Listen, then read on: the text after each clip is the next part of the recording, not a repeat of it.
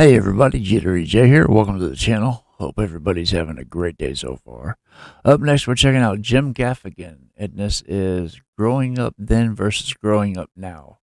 We're going to get right into this, but first, of course, we're going to hit like and subscribe on the original video. This is from Laugh Track TV. We'll throw them subscribe on this. Jim's link, well, Laugh Track TV's links as well as Jim's link will be in the description below, including a link to the original video for those who want to do the same. Would appreciate it very much if you hit like and subscribe on this video as well. It goes a long way towards supporting the channel, and it really makes my day. That being said, let's turn this on. Make sure that's coming out right. And then let's get into this and see what his take is on it. Because I know mine, growing up then versus now, everything's too soft these days. We grew up with no helmets, no knee pads, riding bikes 5 miles into town with no supervision at 10 years old, 10 and 11 years old, me and my brothers. We used to do so much stuff that kids nowadays don't do or can't do. It's crazy how times have changed, but it is what it is. Let's see how Jim's take is on it.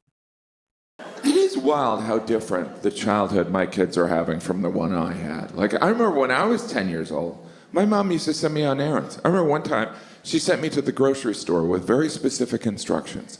I walked 1.5 miles to the grocery store and I did what I was told. I went right up to the cashier, handed her $10 and said, "My mom sent me here to buy a carton of cigarettes. Merit Ultralights." The cashier looked at me and asked, "How old are you?" And I said, "I'm 10 years old." She said, "You're a good boy." Right? She complimented me, gave me the cigarettes and my change, and I walked home smoking the entire way.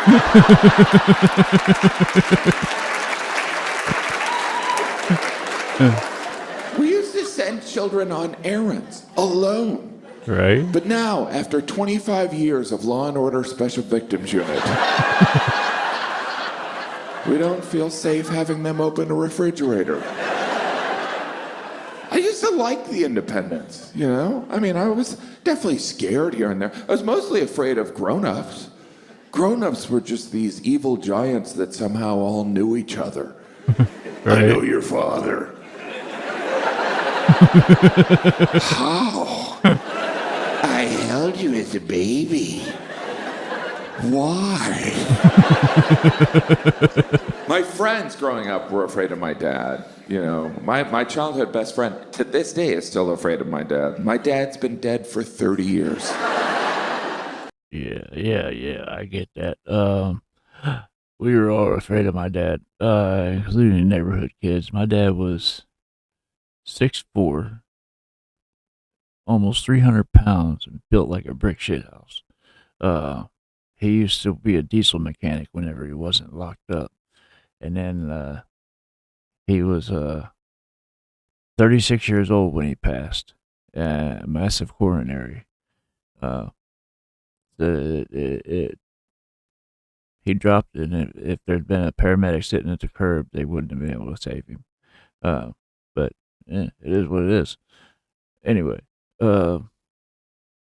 yeah, all the neighborhood kids were afraid of him because he was a mean drunk, and he was always drunk. I think I saw my dad twice in my life when he was sober. So, if that tells anything. My childhood best friend to this day is still afraid of my dad. My dad's been dead for 30 years. My kids, their friends, they view me as an Uber driver. And they've requested a silent ride.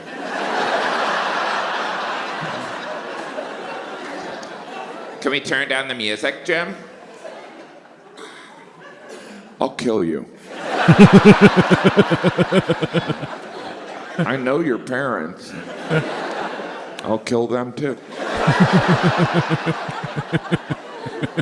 There's different sections in hospitals. There's the emergency room, the intensive care unit, which sounds scary, but I don't know why anyone would want to stay anywhere but the intensive care unit. Right? It kind of implies the rest of the hospital's like, look, we care, but we're not going to be a spaz about it. I get a phone call, I'm going to take it, right? We're like the mediocre care unit, which is better than we couldn't care less unit. Those guys are horrible. I don't know if you can tell by looking at me, but I'm kind of obsessed with not being interested in fashion. It's something I care deeply not about. Right. And I'm aware that not being into fashion is a fashion choice, right? How annoying is that? It's like, oh, you're not into fashion? That means you're in the normcore. Why can't I just wear clothes to cover my disgusting body? Why must it be a choice? Because the only choice I make when it comes to clothing is, does it still fit me? Right. In Finland, I was invited to take a sauna. I know that feeling. I'm the same way. Is it comfortable? That's all that matters these days.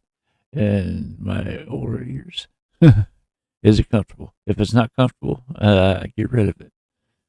It drives the kids crazy, but yeah, it is what it is. Still fit me. In Finland, I was invited to take a sauna. I was also invited to go cross-country skiing, and all I could think is fun illegal here? What kind of antidepressant do you have to be on to enjoy cross-country skiing? I can't believe cross-country skiing's even a sport. Hey, you know that awkward part in downhill skiing where you're trying to get over to the lift? What if we just did that? Got the point. It's like cross country running. And to turn around, you know what? Don't turn around. Let's go across the country. People that work in hospitals are truly amazing people. They are so nice and supportive. It makes you suspicious, right? Are they stealing the drugs? They're a little too excited to be around sick people in pajamas. And when I say sick, I'm not talking about the positive slang, right? Because that's part of our language, right? That jacket is sick. But you don't want a medical professional to be like, your test results are sick. I mean, let me clarify, you're dying. It's gotta be hard to work in a hospital. That hospital lighting, everyone looks sick in that hospital lighting. Right. I walked in, they're like, we should get you to the ER. I'm just here to see my wife. Well, you have jaundice. See, compared, oh my gosh, I have jaundice too.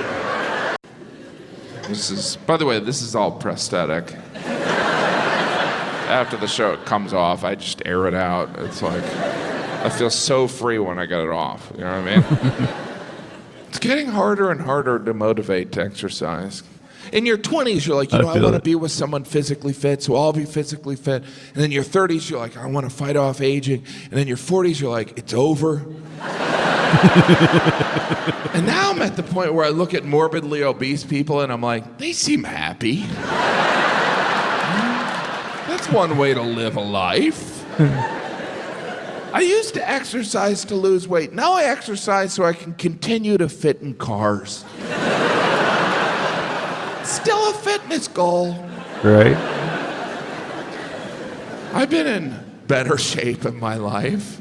I go in and out, it's been a while. Not last year, but the year before, my big accomplishment is I ran the New York City Marathon. Thank you. Thank you. Thank you. Half of you are like, no, you didn't. I did, you bastards. All right? I ran and completed. All right, fine, I didn't. But I thought about it. Which I guess is technically different than running it. Turns out I couldn't run the New York City Marathon because I didn't want to. Which is the main reason I don't do a lot of things. Perfect excuse. I just rarely admit it. It's like, hey, Jim, why don't you come to my birthday party? It's my excuse for a lot of things. I don't want to. Anytime I get invited to participate in something that is out of my norm, or not out of my norm, what am I saying? It, like helping somebody move. I don't want to. It's or I'm trying to think of a good example. Anytime I'm invited somewhere like a party, no, I don't want to. That's my go-to answer. So yeah, I get him. I don't do a lot of things. I just rarely admit it. It's like, hey, Jim, why don't you come to my birthday party? I didn't want to. Right? We never really reply to invitations that way. Don't want to go.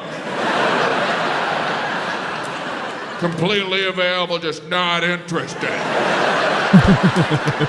Try and schedule tours around school breaks. You know, like at Christmas one year, I did a bunch of shows in Florida.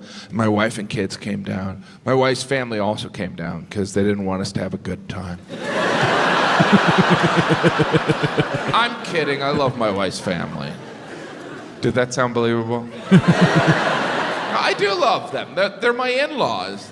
That's a strange term, in-law. It's like, are you related? Legally. Right? In a court of law. In-law, it's like the opposite of being in love. We're in law. We law each other. Very much. In-laws are like family you're assigned. It's like, you want to spend your life with that person? You got to take those 10 people. All of them?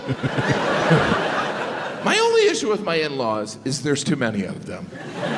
My wife is one of 9 children, so every holiday, all 9 of the siblings and their individual families all get together and spend every moment together. Over Christmas, I went to a movie with 30 people. I didn't even know that was legal. We were walking around, people thought we were from a church. To put it in perspective, Jesus only walked around with 12.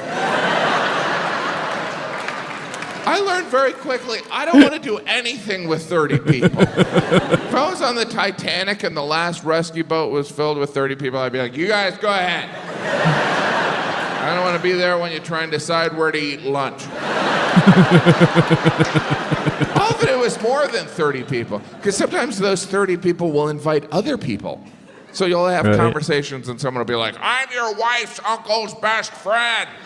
I'm like, oh, there's a term for that. Stranger. You're a total stranger. The pandemic did make me contemplate my mortality. I just know when I go, I want it over quick. Like if I'm in a plane crash, I want the plane to explode midair. I was reading about this one plane crash. This plane was flying at 30,000 feet, and then it started to nosedive. The plane nosedived for 3 minutes. 3 minutes! Oh, wow. Brutal! That's a long time! Yeah. You know, for the first minute, everyone on that plane was like, ah! But eventually, after like 60 seconds, they were like, ah!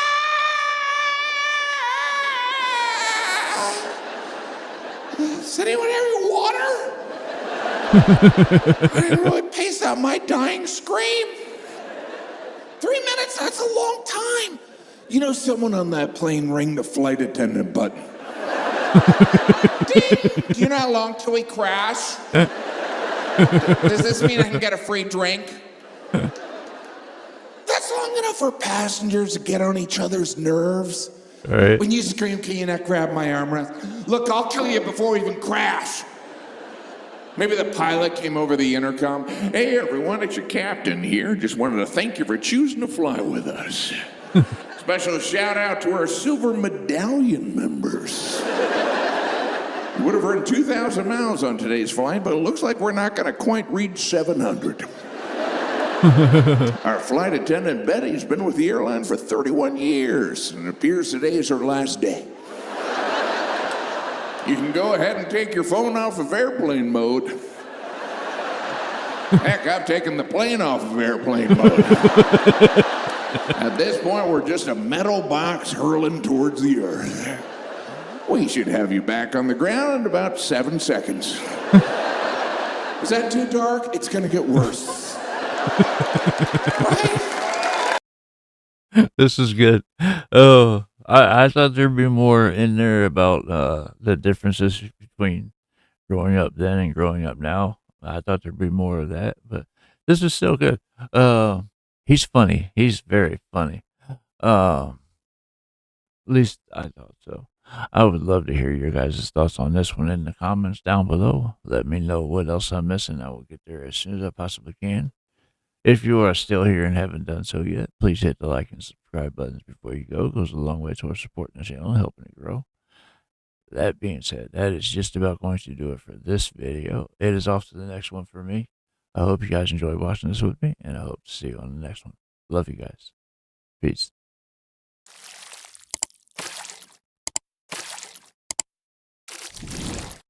Hey guys, make sure to check out one of my other videos right here at Jerry J.